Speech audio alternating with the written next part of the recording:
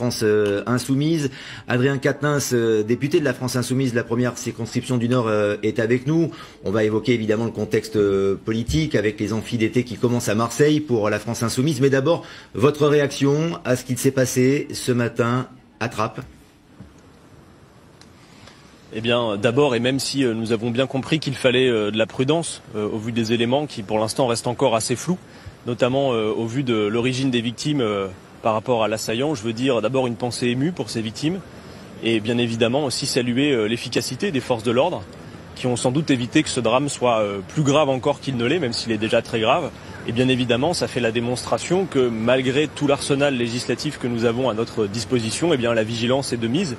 Et que nous n'en avons toujours pas fini, effectivement, avec ce type d'attaque. Donc nous devons rester vigilants, bien évidemment. Les amphis d'été donc de la France Insoumise qui commencent aujourd'hui jusqu'à samedi à Marseille, Adrien Quatennens, pour dire quoi dans cette rentrée? Remobilisation contre le gouvernement? Mais d'abord, pour nous, c'est devenu un rendez-vous traditionnel qui fait la transition entre la période de pause, la période estivale, et puis le moment où on se retrouve. Donc vous avez une ambiance ici qui va être entre les vacances, parce que les gens reprennent, et en même temps une ambiance studieuse. Ça démarre déjà aujourd'hui, on a beaucoup d'inscrits.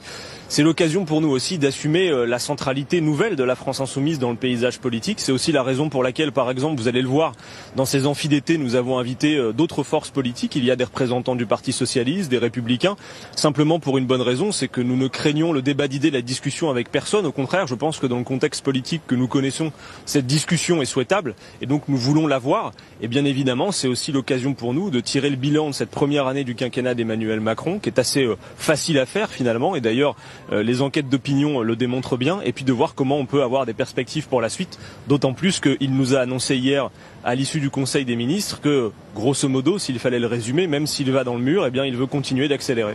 Comment vous jugez d'ailleurs cette rentrée du Conseil des ministres et notamment sous la présidence d'Emmanuel Macron, la rentrée du gouvernement? Écoutez, j'entendais hier à l'issue du Conseil des ministres, j'écoutais attentivement le porte-parole du gouvernement, Benjamin Griveaux, il disait quelque chose avec quoi je suis d'accord. Il disait il faut de la constance dans les choix politiques. Moi je suis d'accord avec ça, mais j'ai envie de dire à ce gouvernement, on ne doit pas pour autant faire de constance dans l'erreur. Or, on voit bien, et la démonstration est maintenant faite en un an, qu'Emmanuel Macron, qui promettait de tout changer, sur le fond mais aussi sur l'exercice du pouvoir, finalement est le grand continuateur des années Sarkozy et Hollande en pire. Voilà ce qu'il fait. Et j'ai envie de dire, l'affaire Macron-Benalla qui a ponctué la fin de cette saison 1, s'il fallait l'appeler comme cela, eh bien a fait cette démonstration que même sur l'exercice du pouvoir, eh bien Macron était dans le pire de la monarchie présidentielle. Et puis sur le fond, on voit bien les fruits qu'il récolte de sa politique. Ils sont quand même très minces pour la raison qu'évidemment, le fait de favoriser toujours plus le capital dans ce pays ne provoque pas, de fait, et on le voit bien, l'investissement productif dans le pays, ne relance pas l'emploi, l'hyperflexibilisation non plus, et les nombreux renoncements en matière écologique, alors que chacun a pu mesurer, même personnellement, les conséquences maintenant du changement climatique cet été, montrent bien que finalement Emmanuel Macron, en poursuivant dans cette logique, nous met en retard. Et nous, c'est ce que nous disons, et presque, j'ai envie de dire, sans aucune arrogance, c'est de dire, cette politique extrême libérale nous fait perdre un temps considérable, compte tenu des grands défis que de toute façon, que vous le vouliez ou pas, que nous le voulions ou pas, nous allons devoir relever. Voilà ce que nous disons. Jean-Luc Mélenchon, dans la presse ce matin, préconise un référendum anti-Macron lors des élections européennes. C'est quoi l'objectif? Ce sont les élections ou du Macron bashing? Mais ce n'est pas tant un objectif qu'une prise de température dans le pays. Vous savez, quand on parle de dégagisme, certains sont tentés de croire que c'est la France Insoumise qui injecte du dégagisme dans le paysage politique. Mais en réalité, pas du tout. Le dégagisme est une aspiration dans ce pays. Elle existe et nous collons à ces aspirations. Ce n'est pas nous qui disons au peuple c'est ce qu'il faut faire.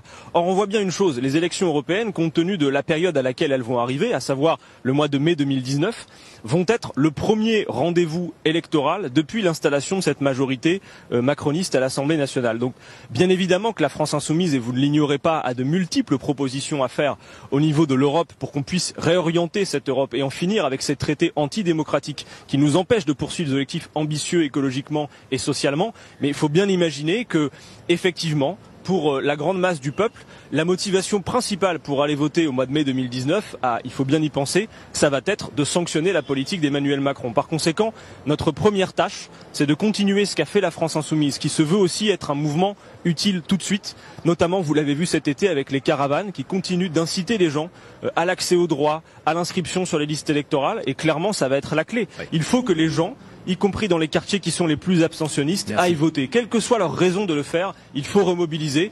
Et nous sommes là pour le faire et nous allons continuer à le faire. Merci Adrien Quatennens d'être intervenu dans la grande édition de midi sur l'antenne de LCI. On en revient aussi à